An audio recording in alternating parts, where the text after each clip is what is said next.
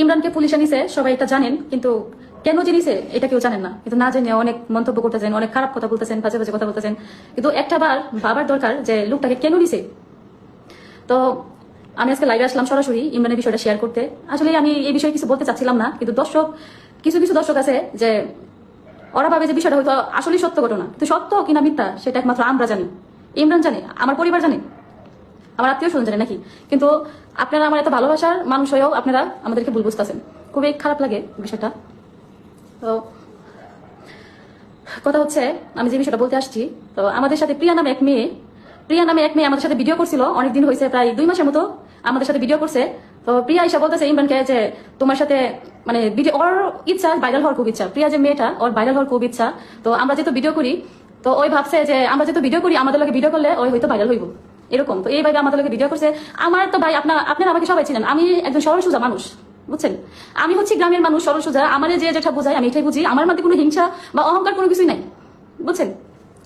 তো ওই প্রিয়া হচ্ছে আমাদের সাথে অনেকদিন বলতে এই 2 মাসের মতো ভিডিও করছে আমার হাজবেন্ডের সাথে। ভিডিও করার পরে তো আমি এই বিষয়টা মানে অন্য চোখে দেখি নাই, অন্য চোখে যেতে আমি দেখছি না। তো এই কয়েকদিনের মানে ওই 3-4 দিনের মধ্যে আমি দেখতেছি যে প্রিয়া এত পরিমাণ কল দিতেছে আমার হাজবেন্ডকে, এত পরিমাণ কল, এত পরিমাণ মেসেজ।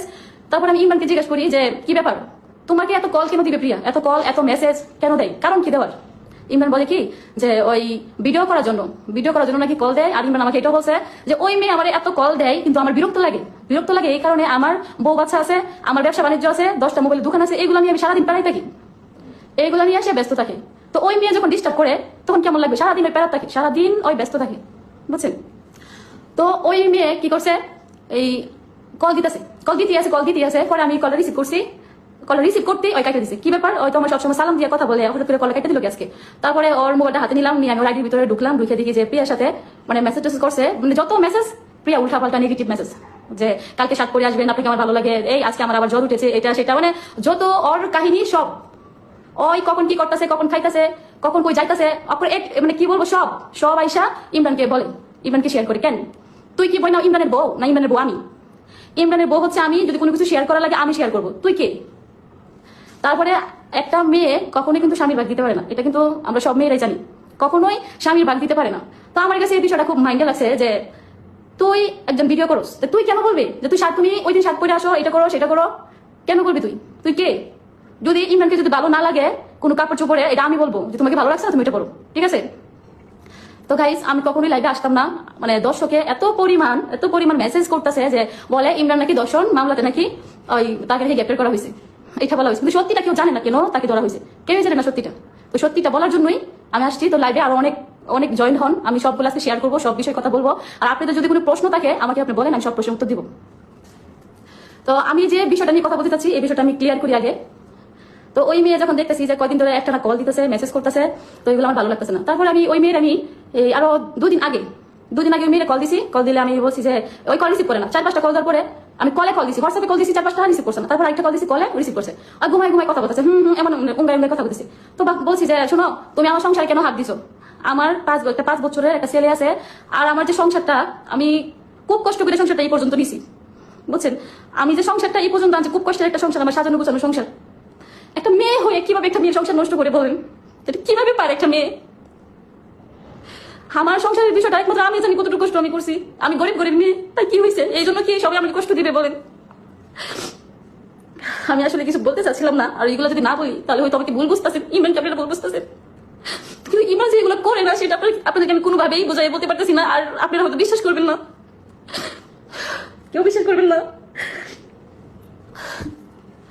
তো কথা হয়েছে, ওই মেয়ের আমি ওই দিন রাত্রে কল দিছি, কল দিয়ে ওই মেয়ে আমার সাথে কথা বলতে চায় না, মানে চুরের মন পুলিশ যে হ্যাঁ এই যে ওই মানে হ্যাঁ যে আমার হাজবেন্ডের সাথে পরে গিয়ে জড়াইছে, কথা বলতে চায়, আমার সংসারে হাত দিয়ে আমার সংসার নষ্ট করতে চায়। মানে আমি বোঝাইতে পারতেছি না যে আমি একটা মেয়ে হয়ে কিভাবে আরেকজনের সংসারে হাত দিই। তো আমি ওরা বলছি যে প্রিয়া দেখো, তুমি আমার হাজবেন্ডের মানে আমার সংসারে হাত দিয়ে আমার সংসারটা নষ্ট করো না বোন, আমার 5 বছরের একটা সন্তান আছে, তুমি আমার বোনের মতো। তো ওই মেয়ে উল্টা আমার জারি দেয় যে ওই নাকি কথা বলে না, আমি কথা বলি না, কিন্তু আমি স্পষ্ট দেখতেছি তুমি কথা বলতেছো, মেসেজ করতেছো, আমার হাজবেন্ডকে বিরক্ত করতেছো, তোমার কলের জন্য তোমার মেসেজের জন্য আমার হাজবেন্ড ঘর থেকে বার হয়ে যাক, আর আমি এগুলো দেখে ফেলবো, দেখি তো ঘরে ঝগড়া হয়, ওই বিরক্ত হইতেছে, তারপরেও তুমি তাকে বিরক্তই করতেছো। তারপরে আমি বলছি ঠিক আছে, তুমি যদি কথা বলতে পারতেছো না তুমি তোমার আম্মুর কাছে কল দাও। পরে ওরা প্রিয়ার মার কাছে কল দিছে, কল দেওয়ার পরে আমি প্রিয়ার মারে বলছি, সালাম দিয়ে বলছি আন্টি আমি যদি আজকে আপনার মেয়ে হইতাম তাহলে কি এটা কখনো আমার সাথে করতে পারতেন? বলে কি? আমি বলছি যে আপনার মেয়ে আজকে 7-8 দিন ধরে আমার হাজবেন্ডের সাথে দেখতেছি যে একটা মানে ভালো একটা সম্পর্ক, মানে গভীর সম্পর্কের দিকে হারা যাইতেছে। কথা বললাম, অনেক মেসেজ, অনেক কল, আমি এই মেসেঞ্জার চেক দিছি, হোয়াটসঅ্যাপ চেক দিছি, দেখি যে আমার হাজবেন্ডের থেকে প্রিয়ার মেসেজ বেশি। প্রিয়া যদি দেয় 10টা, আমার হাজবেন্ডের উত্তর দেয় 1টা বা 2টা। ও এত পরিমাণ মেসেজ করে, আরে বলার মতো না। তারপরে আমি ওর মানে বুঝাই বলছিলাম যে দেখেন কি আমার সংসারটা নষ্ট করেন না, আপনার মেয়েকে আপনি সামলান, বলেন যে আপনার মেয়ে যেন আমার ইমরানকে যেন কল না দেয়। আমি তো আপনার মেয়ের মতো, প্রিয়া কিন্তু আমার মতোই। আপনি দেখছেন ভিডিওর মধ্যে আমরা একই বয়স, হয়তো কয়েক কিছুদিনের বড় ছোট হবো এরকম। যে আমি আপনার মেয়ের মতো, আপনার মেয়ের আপনি সামলান, আপনার মেয়েরা বলেন ইমরানকে যেন কল না দেয়।